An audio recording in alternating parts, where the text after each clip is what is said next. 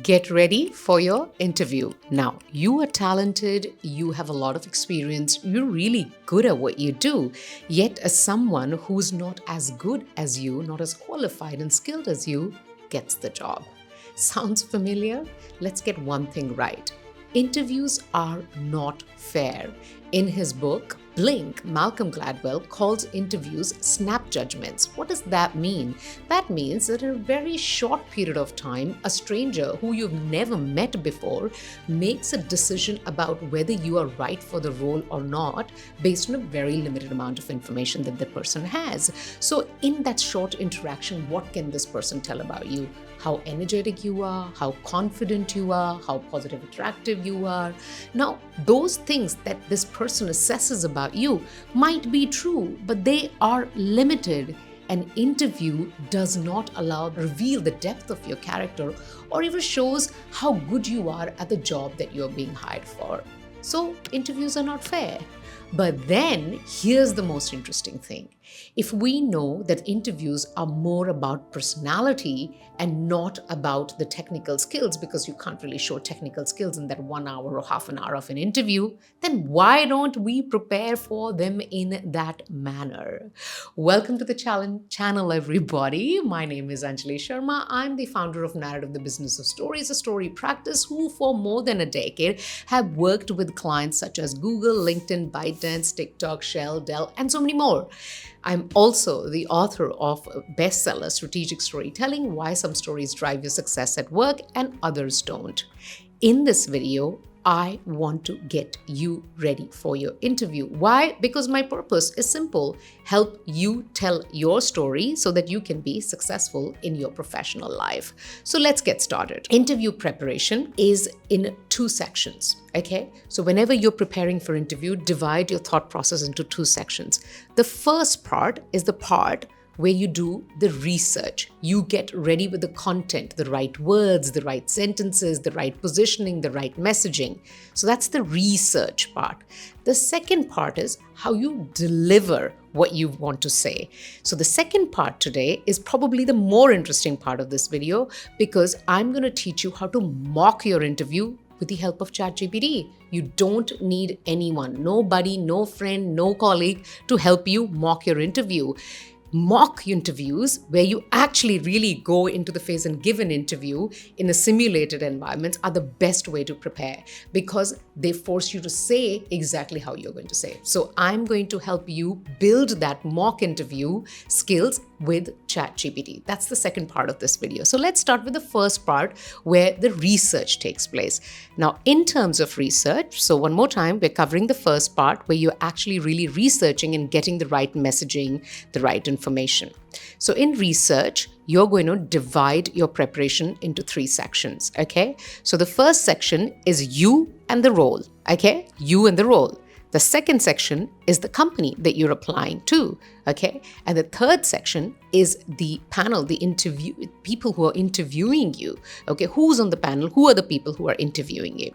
So let's take them one by one. So you're going to write down some questions with you and the role. So under you and the role, if you prepare these 5 questions, then you will prepare almost anything that you can be asked, okay? So write down these questions and start putting responses to these questions together. And I will also teach you one simple framework that can help you answer any question in the interview.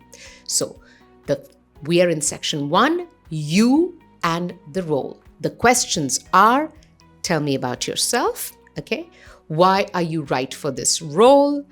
What will you bring to this company? Where do you see yourself in the future? What do you think is the future of this role? Okay, so these 5 questions, lay them out.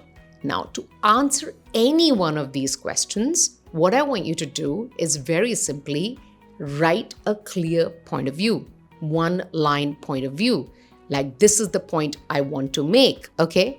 And then you write that point, then you have a story, a real life incident that brings that point to life, and then reflection in the end. So as simple as take every single question and write down 3 things: point, story, reflection. That's how you're going to prepare. Point, story, reflection, PSR. Okay. So for example, let's say tell us about yourself. So what kind of a person you are. Now, if you've not prepared as to what you're going to say in the interview, you're going to want to say many things because, of course, we have many things. So, for example, for me, I consider myself as an individual who have a bias for impact, right? Like I want to not just take action, but actually take actions that actually have an impact. Now, that's the point I want to make. So I want you to write that down. And after that, I want you to attach a story. Like in my case, I could talk about, a little incident where I would say, like in the year 2018, I was sent to Hiroshima, Japan to work on a project for 18 months, where my job was to help make the factory that I was working in more diverse. So it was primarily a Japanese factory. There's a lot of Japanese people working there. American leadership had taken over and they wanted more and more international people to come and work in the factory because they bring diversity of thoughts. So in this particular case, I went in there. 18 months I spent there. The first thing I did was I actually collected stories from the ground and figured out why the Japanese culture found it so hard to work with other people. And then I started to actually build programs that would address that. 18 months later, the factory had a much higher diversity rate. And the people who were diverse, who came in and joined the organization, started to stay. And that particular company won the Best Places to Work in Japan award as well.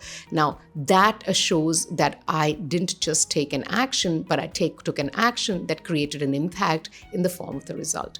So in the reflection part, then I would say, so based on that experience, I feel like every time I take a project on, or I take an initiative on, or I work on anything, I will look at what are the actions I can take that will create the maximum impact. So you see how I did it? I had a point that I am someone who has a bias for impact. The second, I had a story. And the third, I had a reflection. So you take all the 5 questions and you actually write down point, story, reflection. Okay. Now, you may be thinking, why do I keep saying write down, write down, write down? I can just think about it. I really encourage you to write these responses down because Adam Grant, who is a very famous author, speaker, organizational psychologist, has this wonderful image that can be found online, which says that when you say something, it's like water goes in the glass and falls everywhere, right? But when you write something, it's like that water remains in the glass and actually takes a good shape. So writing pushes you to think about not just the words you're going to say, but also the words you're not going to say. There's a lot of editing that happens in writing, which doesn't necessarily happen when you only speak it. Okay, so those are the questions. Now I'm going to give you questions for the company part of it, and then I'll talk about the panel, the people who are interviewing you. Okay, so the company part, the questions that I think you should prepare are, why our company? What do you see as this company's strength or weakness? What do you think could be improved or is a challenge for us, right? So if you kind of look at that, those 3 questions, and then you do the same thing, point, story, reflection. So the story here would be things like, for example, if you are talking about a challenge that this company has, so you can kind of talk about one of the campaigns that they did, and you've researched it and how you felt like there was a certain part of that campaign. If we did this digital integration into it, then that campaign could have gone very well. Of course, you want to kind of add a point to sort of say that, I'm talking from an external perspective. I wasn't a part of the team, but as an external consumer and audience, when I think about it, this is what comes to my mind. This would showcase to them that you've actually really researched things and you also have a point of view on how things are done. And in the reflection part, you would probably conclude by saying that most campaigns, digital campaigns today are successful, not because they're great. They are successful because they take user experience in mind. So, you kind of have a reflection point. So it's very important you follow the same framework, point, a story, reflection. and answer those 3 questions. Let's move to the last section, which is the panel, the people who are interviewing you. Now, here you don't prepare any questions, but what I suggest you do is to really thoroughly research the people who are actually going to interview you. Look up their LinkedIn profile, see if they're mentioned in any articles, any YouTube videos exist about them. Why is this helpful? This is helpful because Robert Cialdini, the author of Persuasion, says that one of the best ways to form connection is to actually be able to make someone feel like they're appreciated. You're complimenting them and you know about them, right? So you can mention in your interview, in any part of the interview, I watched a YouTube video in which you are one of the person being interviewed or in a conversation and discussion with XYZ, and you say this is exactly what I mean when I talk about the future of the company. Or in the article you wrote in the year ABC, that's really good. So now, or if you find commonalities, right? So you sort of think that, oh, this person has actually studied in this school or was the principal of this, was the alumni of this college, and you've been to the same college. Somehow you will actually add that in. I'll give you a small example. A company was interviewing me for a big project, and I said to the CEO that your previous role as a CEO was for a publishing company named ABC, and in fact, it's the same publishing company that's published my book. And instantly his eyes lit up. So people kind of find that sort of connection and appreciate the research you would have done. So I'm going to move to part 2 of this video, but let's do a quick revision of where we've come. So we started off by saying that interviews are not fair. We know that, but there's no point cribbing about it. How about we prepare for interviews in the way they are conducted? They assess more your personality versus your technical skills or your character. So getting ready to be showcasing the best personality traits that you have requires 2 things. You do good research, and then you actually have practiced the delivery of the points that you're going to make and the stories you're going to tell. So in research, we've covered that. You are going to divide your research into 3 sections: you and the role, the company, the interviewers, people who are going to the panel, okay? And then I've given you a set of questions under the you and the role and the company, and I've told you what are you going to research in terms of the interviewers and the panel. I also mentioned that answering the questions, you must write down the answers, and in every response you must follow a framework of point, story, reflection. So point, story, reflection, point, story, reflection. Okay, let's move to the next part of this video, which I think is the most interesting part of this video. So you have clarity of thoughts now, but it's got to come out of your mouth, right? When you actually asked a question in the interview, you need to be able to say it well. Now, saying it well requires a fluency. You need to know how to actually be able to deliver it well. That's never going to come unless you've actually created simulated mock interviews for yourself where you've actually asked to speak. So here's what I would do. Open any ChatGPT platform, type the word craft into it, C-R-A-F-T, but type it vertically, C-R-A-F-T, okay? C is context, R is role, A is action, F is format, T is tone. Craft, C context. Context, you will say, I am being interviewed by company ABC. In the interview panel are this, and this. You can also put their LinkedIn profiles if you have.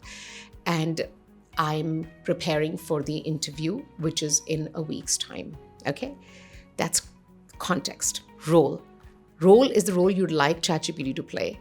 I'd like you to play a role of one of these interviewers. Right? So I'd like you to play the role of people who are interviewing me, the panel. Okay? So you give ChatGPT the role. Then action, you'll say, here's the preparation I have done based on my research. All the things that you've written in part 1, you dump it under that. You don't need it to be perfectly polished. Just put it in there, give ChatGPT some base ground knowledge, and so that it can actually help you in simulating the interview. Format is, we are going to create mock interviews. Tone-wise, you have to tell ChatGPT, please adopt a tone of a real panel and an interviewer. Okay? Now, based on this information, I'd like you to conduct an interview for me. Okay? So you say press, and then it'll ask you the first question. I want you to not write the response to the question. I want you to press the audio button in the response and actually say the answer. Okay? And once you've said the answer, you actually then tell ChatGPT, can you give me feedback on my response? Then you go ask me the next question.